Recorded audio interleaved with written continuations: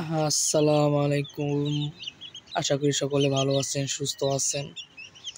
আজকে আপনাদের নতুন ভিডিও নিয়ে এসেছি। দেশি মুরগির বাচ্চা কিভাবে প্রথম থেকে সে একটা বড় পর্যন্ত কীভাবে যত্ন নেবেন এবং কি ওষুধ খাওয়াবেন, কি মেডিসিন খাওয়াবেন, এজ টু সব বিষয় নিয়ে আজকে কথা হবে। তো দেশি মুরগির বাচ্চা যখন ডিম থেকে ফুটবে, তো আপনারা 24 ঘন্টা কোনো পানি, খাবার কোনো কিছুই দিবেন না। যখন আপনার মুরগি 24 ঘন্টা হয়ে যাবে, তখন আপনাদের মুরগিকে পানির সাথে লেবু এবং চিড় বা গুড় মিশিয়ে তাদেরকে খাইতে দিতে পারেন। আপনারা এটা দিতে পারেন কোন পানি তো পানি 1 ঘন্টা 2 ঘন্টা লেবুর রস পানি খাবার পর আপনারা আপনাদের মুরগির বাচ্চাকে খুদ বা ফিড দিতে পারেন। তো এইভাবে প্রথম দিন, তারপর দ্বিতীয় দিন আপনাদের মুরগির বাচ্চাকে প্রথম খুদ, তারপর লাইসুবিটের পানি দিতে পারে। লাইসুবিট পানি, এভাবে লাইসুবিট পানি এবং খুদ এইভাবে 3 দিন খাওয়াবেন। 3 দিন খাওয়ানোর পর আবার পরের 3 দিন আপনারা লেবুর রস পানি খাওয়াতে পারেন। আমি যেভাবে আমার মুরগির বাচ্চাকে যে মেডিসিন দিই, তো ইনশাল্লাহ আপনার শীতকালেও মুরগির বাচ্চা একটাও মারা যাবে না ইনশাল্লাহ।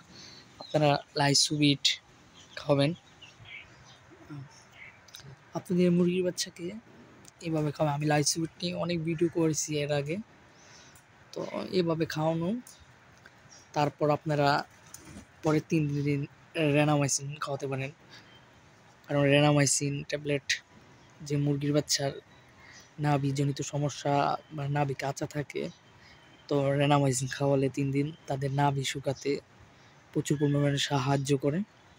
আপনারা চাইলে রেনামাইসিনটা খাওয়াতে পারেন।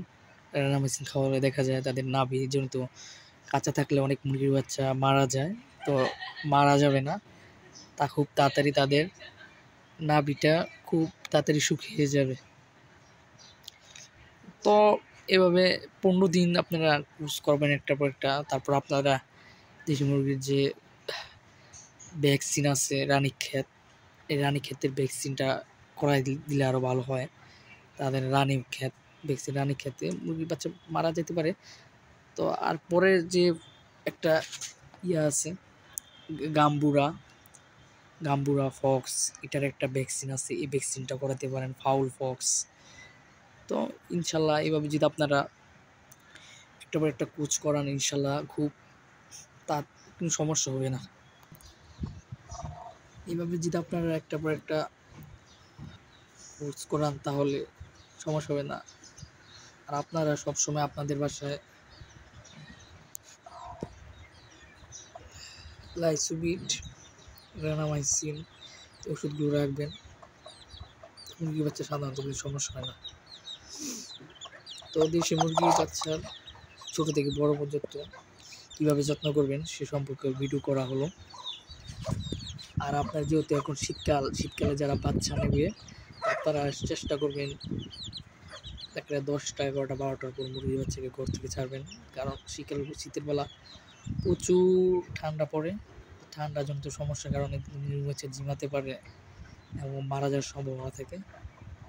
আপনারা চাইলে সকালে দেরিতে রোদ উঠলে ছাড়বেন এবং যে সময় মুরগির বাচ্চা ঘরে আটকে ফেলবেন, যারা ছেড়ে পালন করে আমার মতো, তারা অনেক তাড়াতাড়ি 4টা 5টায় মুরগির বাচ্চা তাদের ঘরে তাদেরকে আটকে ফেলবেন। এবং মুরগির বাচ্চার যে ঘর, এই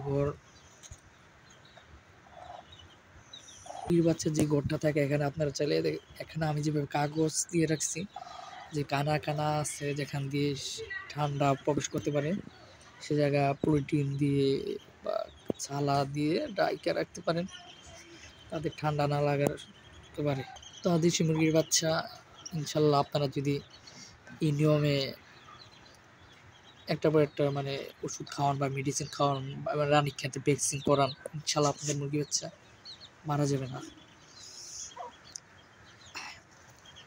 আপনি মুরগি বাচ্চাকে এভাবে যত্ন নেবেন, ইনশাল্লাহ মুরগি বাচ্চা সুস্থ থাকবে, ভালো থাকবে। আপনারা শীতকালেও মুরগির বাচ্চা ডিম ফুটিয়ে বাচ্চা তুলতে পারবেন। অনেকে শীতকালে মুরগির বাচ্চা সাধারণত অনেকে শীতকালে বাচ্চা নিতে খুব ভয় পায়। যারা অনেক মা চাচিরা পালে মুরগি, তারা ভয় পায় মুরগি বাচ্চা নাকি সবগুলি মারা যায়, একটা দুইটা টিকেও না। তো আপনারা যে কোনো সময় আপনার মুরগি বাচ্চা যদি মানে ডিম থেকে ফোটা 24 ঘন্টা আগে কখনো খাবার দিবেন না। 24 ঘন্টার আগে খাবার দিলে তাদের নাভিটা কাঁচা থাকে, তারা খাবারটা হজম করতে পারে না, তো তারা আর কি মল দিয়ে পানি পড়ে তারা মারা যায়। তো আপনারা চেষ্টা করবেন মুরগির বাচ্চাকে